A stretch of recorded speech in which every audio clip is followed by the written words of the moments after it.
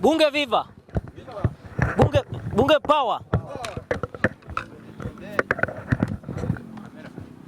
Kila mtu punch juu. Every comrade, patriots and friends punch juu. Bunge power. Bunge viva. Thank you. The members of the Fourth Estate, patriots, comrades, friends, ladies and gentlemen, good evening. Bunge power. Bunge viva. This is the legitimate and the consummate, the paradigm shifters talking. And I would wish each and every fellow comrades to listen to me crystal clear, avidly and keenly. Mr. Speaker will beg for at least the increment of some minutes, like 2 or 3, Mr. Speaker, through your prerogatives, through your power, because you are here to moderate, especially when we want to ooze the wisdom.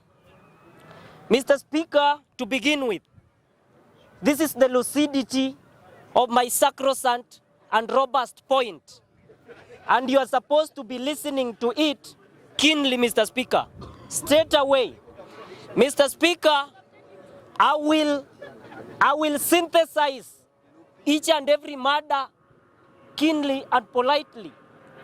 Mr. Speaker, let's begin by the bipartisan talk. I will not touch much about that, Mr. Speaker, but what I will say, the only bipartisan talk is one agenda. And the reason why Raila Odinga, the legitimate president of Kenya, is going to the table is because when you are going to the table of the mediation, you must go, the table of justice, you must go with a clean hand. And there is a person who asked why both sides are bringing their demands. The demands can come from all over. We can also as well table our demand. But they are going to do what we call the harmonization. They are going to harmonize. Because when you are going to the table of justice, it's a give and take. You leave some demands and you admit some demands. That is how it is.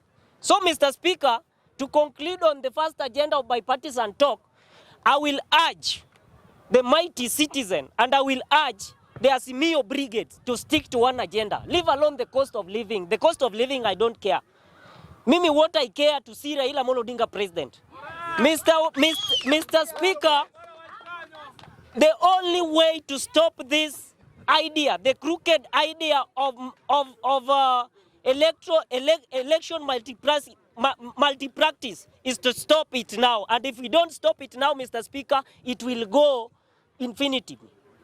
Mr. Speaker, I support one agenda. Opening of the server. That I support the 3 agendas, Mr. Speaker. Number 1, opening of the servers. Number 2, opening of the servers. Number 3, opening of the servers and declaring Raila Odinga as the legitimate president of Kenya, Mr. Speaker. Mr. Speaker, agenda number 5, if you are in any doubt of the 3, refer to the 3 above. Open the server and declare Raila Odinga the president. Mr. Speaker, point number 2, about the secession, and I want to castigate with the strongest order possible a member who has left the floor, my able comrade, and I will term his terminology as inept. The man is so ineptitude. I will term his terminology as inept, balderdash, and obfuscation, Mr. Speaker. Mr. Speaker, what we are yearning for us to secede, we are talking about the secession, Mr. Speaker. Mr. Speaker, we are talking about the secession. We have 10 laws. We have 10 comrades who presented the petition at the court. And Mr. Speaker, for a portion of Kenya to secede, we call it secession, not division. Very good. That is a correction, Mr. Member of Parliament. We not divide Kenya, but we call it secession. For a nation, a part of the nation to secede, there are factors to be considered, Mr. Speaker. What are the factors? Number 1, we have the police brutality, Mr. Speaker. And we have all witnessed that is in the public domain. Number 2, we have what we call radicalization. That means only 2 tribes are ruling Kenya. Yes. And since time of immemorial, Mr. Speaker, only 2 two tribes are ruled, and they are not ruling legitimately. They are lining some parts of Kenya, and that's why Luo community plus other members feel victimized. So they presented their petition for them to secede. I strongly and I fully support the secession, Mr. Speaker. Mr. Speaker, there is no way, and I will tell you, where someone will use the police to kill a specific people. William Ruto wants to bring the massacre in this country, the same as the Holocaust and the genocide, what happened in Germany. Mr. Speaker, for the whole world to be divided, and a very good example, we all witnessed a secession which occurred recently in Africa. That is Sudan. Sudan seceded. And for the people, the benefit, some doubting Thomases, secession is as easy as beating a woman. And I will tell you why. Secession, Mr. Speaker, is as easy because only the part which want to secede are the part who are voting. We only collect the signatures and the factors to be considered for the secession to take place. We present it at the High Court, then we collect the signatures, then we present it at the Hague, the International Criminal Court Justice. It's as simple as beating a lady, Mr. Speaker. So for somebody to come and insinuate that secession is difficult, secession is not difficult. It's as simple as beating a lady. Mr. Speaker, we will present all our signatures, we'll append all our signatures, we will petition to the High Court, then we take all the signatures and the factors to be considered for the secession to take place at Hague. Mr. Speaker, the third point, right? The third point, I've talked about the bipartisan, I talked about the secession.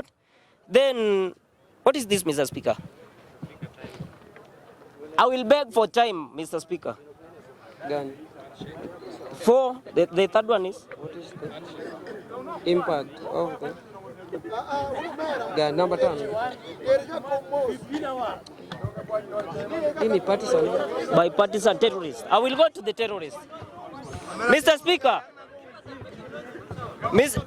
Bunge Power, Bunge Viva. I believe all here we are intellectuals and we are here to listen because at one given point you may have a point to take home. You may have an information, and information is power, Mr. Speaker. Mr. Speaker, I will concur fully with the member who left the floor by saying William Ruto is a afraid person. Mr. Speaker, for William Ruto to run to Zambia and insinuate that they are protecting the terrorists in Kenya. Number one, we don't have terrorists in Kenya. And if there is one terrorist in Kenya, then the government is responsible for it, Mr. Speaker. Because number one, William Ruto is very afraid. He's a afraid person. Because number one, he wants to protect himself because he wants to bring genocide in Kenya. He wants to commit sin. He wants to shed blood, and that's why he wants to protect himself. Because how Kenya being one of the most country in Africa, leading in terms of the NIS, National Intelligence Service, claiming that there is a terrorist in Kenya. No, William Ruto is in bed with the terrorists because he wants to shed blood in Kenya, Mr. Speaker. So, Mr. Speaker, all what William Ruto is doing, he is afraid person of what is taking place in West Africa, Mr. Speaker. West Africa are witnessing what we call a coup d'etat, Mr. Speaker. And it's going to pervade in the whole Africa, Mr. Speaker. Mr. Speaker will tell this without, Mr. Speaker will say this without fear of contradiction, that the person who stole our cow is with the cow and is telling us to sit down and talk. We are not going to talk and we are not going. It means the bipartisan is going to tell. Mr. Speaker, will end my point by saying, there is a country, Comrades Power. There is a country in the Mediterranean Sea, it's an island, it's called Cyprus. Cyprus is a country in the eastern part of Mediterranean Sea. Mr. Speaker, in Uganda, when Idi Amin, a tyrant, Idi Amin wanted to change the Uganda name to be Idi, so that Uganda should be called Idi. His friend called Prince told him that there is a country in the Mediterranean, the eastern Mediterranean Sea, which is called Cyprus. The people of Cyprus are called Cypriots, Mr. Speaker. Mr. Speaker, Prince told Idi Amin Dada that if you change the name Idi, the name Uganda to Idi, the people of Uganda are going to be called idiots. Mr. Speaker, There comes a time when a nation shall be more important than an individual. And I will end my point with a quote by Adolf Hitler, that stupidity is a gift from God. Never misuse it. Bunge power.